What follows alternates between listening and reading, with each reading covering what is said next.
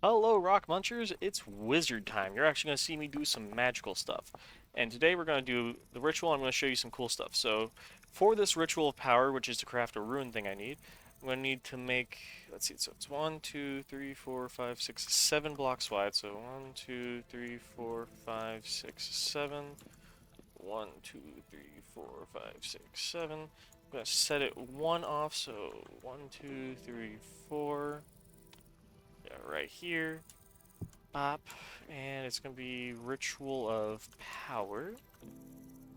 And now it's time to use the shadows of my body to find this thing. So all these rituals require you to get enchanted stone, place it on the ground, and nap it. You might think, oh, that sounds tedious. Why would I ever want to do that? And well, it's because these get really cool. So, okay, this sets up like this. Wait, I can research this? Sorry, I need to research this now. So in the game, you can research magical things by meditating at them, and if you meditate long enough, you'll get a boost in mana. And I didn't know about this when I was playing in creative mode because I tested this mod out in creative mode a little bit, and is this going to research?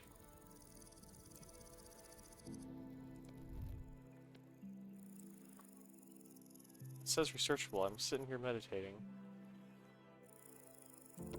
Yeah, I'm just gonna lower my mana for a second just to see if that helps. Okay, so now let's just look at this. Sorry, this is something that I like doing because the more you research, the stronger your mana. Let's just wait. 5, 4, 3, 2, 1. Okay, I'm going to assume I can't research that for some reason. So let's see. I remember the order was that there, 4 torches, and then I needed to get my magic chalk. And how did... Wait, can't I, right-click while holding magic chalk? That was that. Oh yeah, here we go. This helps out a lot. Oh, I have the runestone on the wrong side. Pickaxe. Set it here. And now to actually do this, you might think, oh, okay, what is the Arcanist for? Well, you throw that into the center, and then you'll whip out your wand, shift, and cast a spell doodad. And with transmutation, you shoot that, and all those resources become this. Which I can research this. Let's see if I can. Let's just give it a second. Yeah, here we go. Now this is researching. You'll see a little spear. You'll see all this pop up. And there we go. And now we got another boost in magic. I've been doing a lot of research, just finding stuff, because the more you research, the more you have magic. The more you have magic, the less you need to worry about researching. And the less I need to worry about that, the better. Oh yeah, speaking of researching, that thing we got from, yeah, this, yeah, you can feed it a rusty gear to prime it, which, yeah, 1 rusty gear to prime, and I'm pretty sure I don't have that spire yet. No, the spire I have is a different mark. So you feed it with a rusty gear to prime it, they become pretty blue like this, and you just meditate at it, and this will actually increase your mana again, like, because there's a lot of stuff you can meditate to understand, and each one you meditate, the more knowledge you get. Like, wait, that got me 3? So wait. Yeah, no, I've been doing a lot of meditating, which you might not think will give you much, but I've nearly tripled my mana bar, mostly because I've been meditating. But anyways, now that we've got a runestone, let's see what it wants. So what is a Spellforge? Let's just Spellforge. Oh my god, that's a lot of shit. 8 obsidian, 6 arcanus, a temporal gear. Oh my god, this is going to take so many resources. But this allows me to create spells in grimoires? So start with a runic scroll, place these scrolls in a thematic workbench that is linked to an essence generator. The essence infusion slot. There's enough essence, particles appear, imbuing will happen, and then will be an empty spell cipher. What the fuck is happening above me? And then place a Spellforge down, surround it with magic runes using chalk, and place the spell cipher in the GUI slot. At this point, you will see a connection to the Rust start to form. When the Spellforge finishes gathering energy as an erase state, sit there and go into medication. Look at the Spellforge long enough to attempt to create a spell cipher to use in synthesis. Beware that there's a chance for things to go wrong. That's not good. That is not good at all. Ooh. So, wait, I can. Oh yeah, this one requires fuel. So like for that one, I'm pretty sure if I'm going to grab most of my rusty gears because I'm only using them for this passive bit of generation here. But let's just grab all these rusty gears.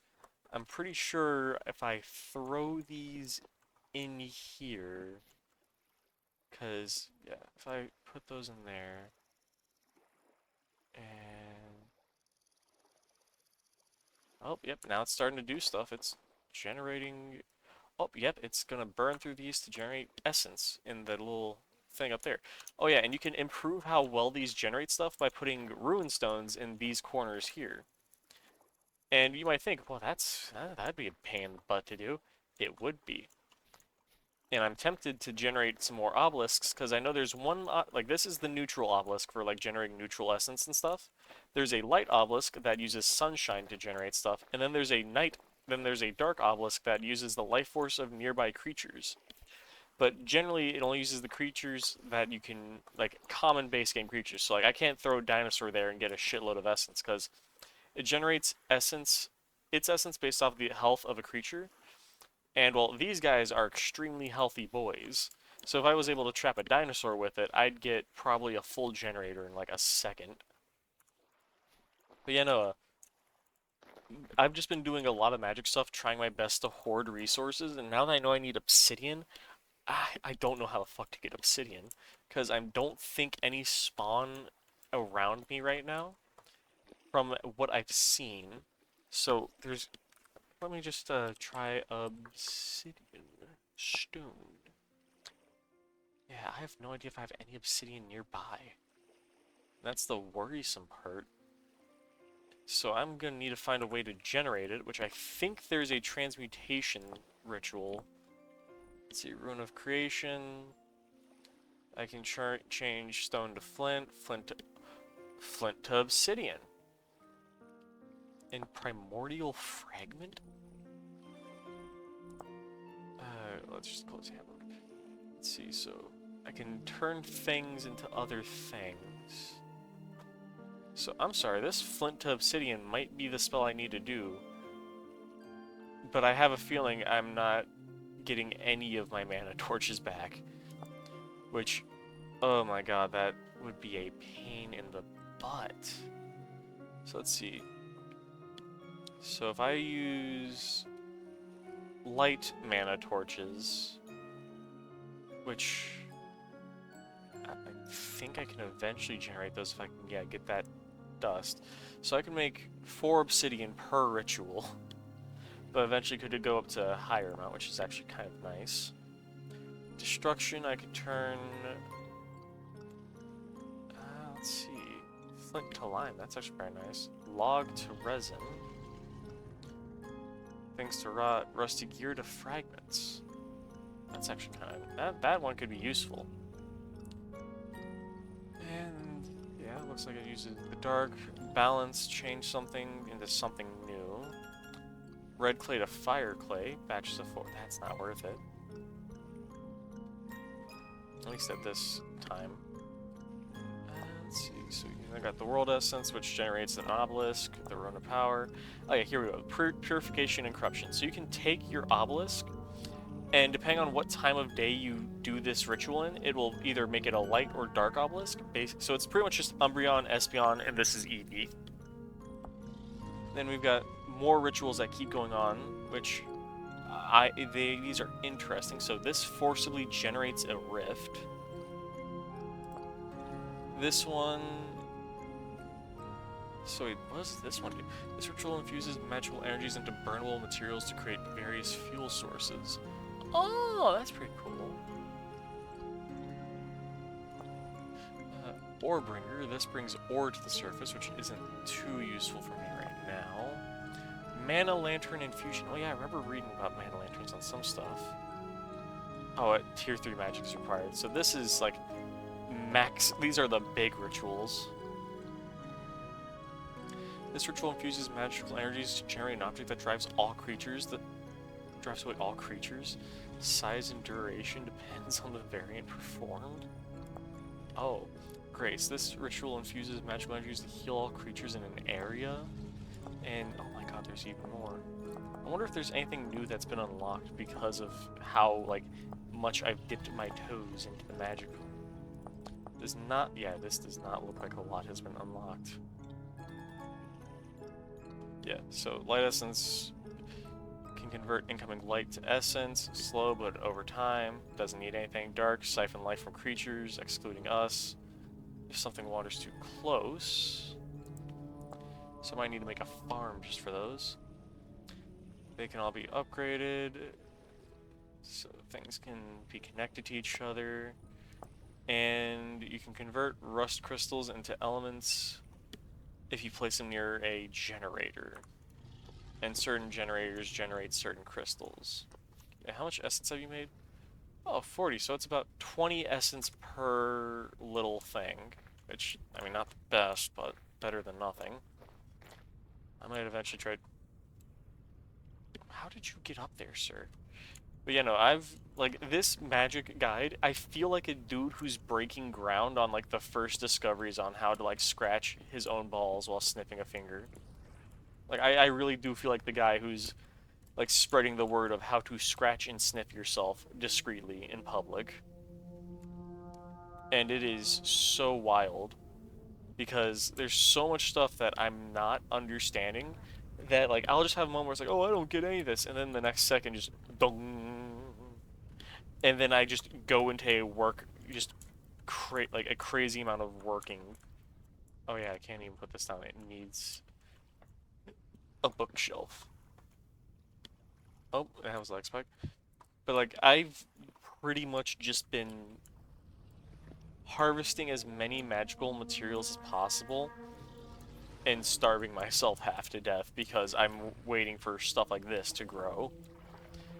Because the more of these I get to grow, the more materials the quicker I can burst through magic. Because you would not believe how many resources get eaten up. Like, I'm tempted, because I think I turned underground farming on, I'm tempted to make just a giant underground farm filled to the McFucking brim with these guys. Because you can't put them next to each other, so it's kind of advantageous to just have like a field you can just wiggle your head down as you're placing stuff. But it's just like, this amount gets me like a magic ritual or two, which doesn't sound that bad, but when you think it's like, oh yeah, I gotta do like 3 or 4 magic rituals to make some stuff, being able to only do like 2, maybe 3, like, that just sounds like such a, oh, you have to wait like 3 in-game days to start doing just a small handful of... What the fuck? What? How did you get in here, sir? How did you climb my walls?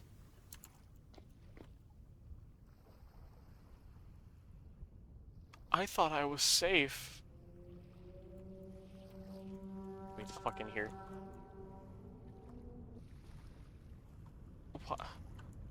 Why are you doing this? I'm sorry, I feel so... Why are you climbing my walls? Get out of here. Stop spinning. This is horrifying. I've had nothing touch my walls ever, and now I just see a dinosaur casually crawl in going, hey, I'd like to learn how to do some magic shit. The only magic I know how to do is make a girl not be able to move for 9 months. Or turn my friend Phil into edible food. Fuck. Where? It's gone. What wizard dinosaur just appeared in my... I might need to finish my base faster than I thought. I thought I was safe after I had walls like this. I thought everything. Oh, I thought everything was fine. You know, I finally had some walls. You know, a little room to hide. I was not expecting to come in here and see a dinosaur just like crawling in, like, "Hi, what you doing here? I see you." Like that was that was horrifying. Not a matter of like screaming, but like just turning your head and seeing a spider. It's like just turning your head and seeing a spider in your house. And not just like any kind of spider, but like a giant ass tarantula just casually crawling along the walls like it's 9 to 5. How did that dinosaur crawl my walls? I mean, it's a beautiful dinosaur, don't get me wrong, but how did you crawl my walls, sir? Oh, it's got the little toes. Alright. Well, on that horrifying note that my walls aren't safe, it's coming back. On that horrifying note, I'm gonna end it today. See y'all.